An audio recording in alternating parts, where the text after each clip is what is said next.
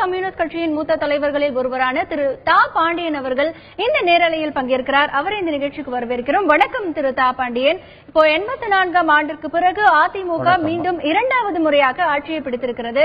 இந்த வெற்றியை நீங்க எப்படி பாக்குறீங்க? இது மக்கள் தந்திருக்கிற வெற்றி. இந்த தேர்தல் முடிவுகளை ஜனநாயகத்தினுடைய வெற்றி என்று நாம் ஏற்றுக்கொள்ள வேண்டும். முதலில் மக்களின் தீர்ப்பை கோரினோம், மக்கள் தீர்ப்பை வழங்கியிருக்கிறார்கள். அவர்கள் இதுவரையில் ஆட்சி புரிந்த அனைத்து இந்திய அண்ணா திராவிட முன்னேற்ற கழகத்திற்கு மீண்டும் தொடர்ந்து ஆட்சியில் இருக்க உரிமையை வழங்கியிருக்கிறார்கள்.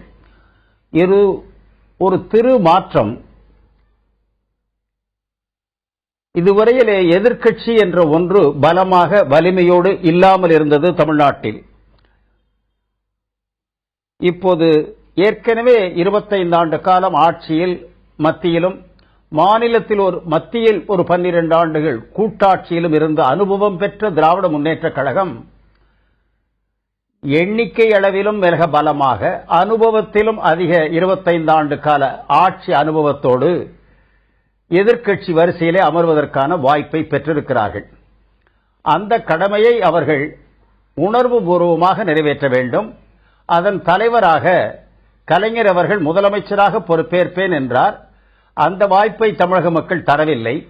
மாறாக அவர் எதிர்க்கட்சி தலைவராக இருந்து தமிழ்நாட்டுக்கே வழிகாட்ட வேண்டும் என எதிர்பார்த்திருப்பார்கள் போல தெரிகிறது.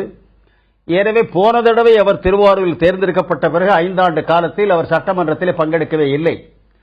இந்த தடவை அவசியம் அவர் தன்னுடைய கடமை நிறைவேற்றக்கூடிய முறையில் சட்டமன்றத்தில் பங்கேற்று அனுபவ முத்திரையோடு அவர் எல்லா விவாதங்களிலும் பங்கெடுக்க வேண்டும், நல்ல ஆலோசனைகளை சொல்ல வேண்டும். அண்மையிலே நடைபெற்று பல தொல்லைகளை அனுபவித்திருக்கூடிய தமிழகத்தினுடைய தலைநகரமான சென்னையில்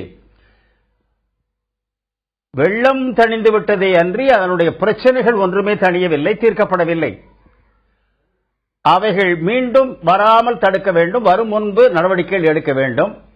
அதிலே ஆட்சி பொறுப்பை ஏற்கப் போகிற அனைத்து இந்திய அண்ணா திராவிட முன்னேற்ற கழகமும் 25 ஆண்டு காலத்திற்கு மேலாக ஆட்சி பொறுப்பிலிருந்து அனுபவம் பெற்ற திராவிட முன்னேற்ற கழகமும் ஆக்கபூர்வமான முறையில் தேர்தல் கால பகைமை உணர்வை கொஞ்சம் குறைத்துக் கொண்டு தமிழகத்தை முன்னேற்ற வேண்டும், அதில் இருவருக்கும் பங்கு இருக்கிறது என்ற முறையில் அவர்கள் பணியாற்ற வேண்டும் என்று தமிழக மக்கள் எதிர்பார்க்கிறார்கள். நான் எதிர்பார்க்கிற என் வேண்டுகோளையும் வைக்கிறேன்.